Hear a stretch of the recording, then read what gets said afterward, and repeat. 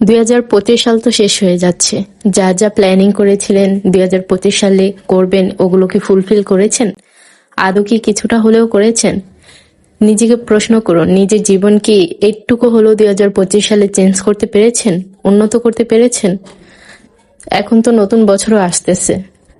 নিজেকে উন্নত করুন, নিজের স্কিলকে ডেভেলপমেন্ট করুন। সবসময় একই স্থানে যদি থেকে যান তাহলে তো কোনো কিছু হলো না। হ্যালো এভরিওয়ান, আসসালামু আলাইকুম।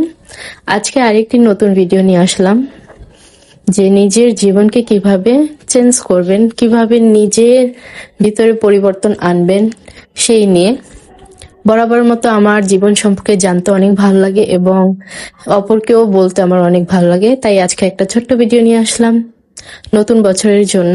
আসলে আমরা সবাই অনেক পরিকল্পনা করি যে জীবনে বড় কিছু করব, বড় কিছু হতে চাই, অনেক কিছু করতে চাই, বাট পরিকল্পনাই আমরা করে যাই, বাস্তবে কিন্তু উদ্যোগটা আমাদের তেমন নেওয়া হয় না।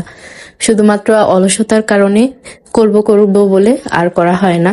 সো অনেকেই আমরা কিন্তু জানুয়ারির প্রথম দিন থেকেই কিন্তু আমরা একটা উদ্যোগ নিই, একটা লিস্টও করে ফেলি যে হ্যাঁ আমরা এই বছরে এগুলো অ্যাচিভ করব, এই বছরে আমরা জিম করব, নিজের বডি কমাবো বা ওজন কমাবো। তারপর অনেকে হচ্ছে যে মানে বিজনেস করবে, অনেক কিছু প্ল্যানিং করে ফেলি। বছরের প্রথম দিন থেকেই দেখা গেছে আমরা একেবারে সবকিছু করে ফেলি, কিন্তু দেখা গেছে কয়েকদিন হওয়ার পর তারপরে সেই কাজগুলো আমরা আস্তে আস্তে বন্ধ করে দিই, তারপর আবার অলসতা আমাদের ভিতরে চলে আসে।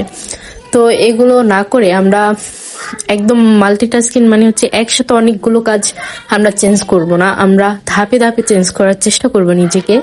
যেহেতু এক বছরে 12টা মাস থাকে, আমরা এক মাসে একটা স্কিল ডেভেলপমেন্ট করব বা 2টা স্কিল ডেভেলপমেন্ট করব বা 2টা অভ্যাস তৈরি করব। ছোট ছোট অভ্যাস থেকেই কিন্তু আস্তে আস্তে বড় বড় অভ্যাস তৈরি হয়।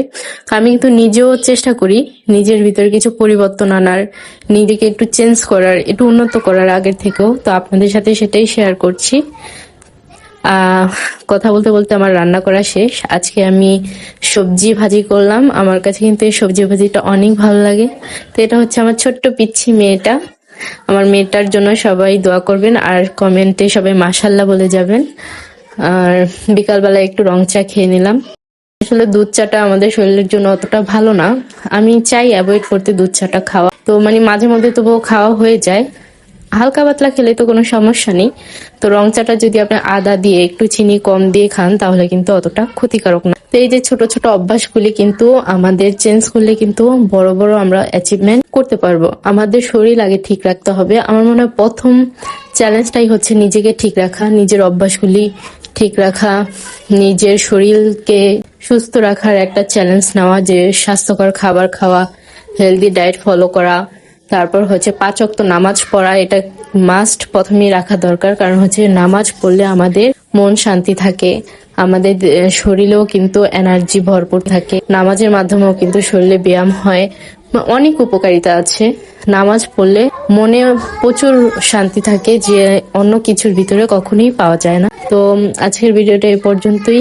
যে নতুন বছর আসছে বলে যে প্রথম বছর থেকেই শুরু করতে হবে, প্রথম দিন থেকেই শুরু করতে হবে এমন কিছু না। আপনি যে কোনো সময় থেকে শুরু করতে পারেন, কিন্তু একসাথে অনেকগুলো কাজ ধীরে ধীরে আস্তে আস্তে অল্প অল্প কাজ দিয়ে শুরু করুন। তারপরে ছোট ছোট অভ্যাস তৈরি করার মাধ্যমে কিন্তু বড় বড় অ্যাচিভমেন্ট আপনি পাবেন। তো আজকের ভিডিওটা এই পর্যন্তই। সবাই ভালো থাকবেন, সুস্থ থাকবেন। আসসালামু আলাইকুম।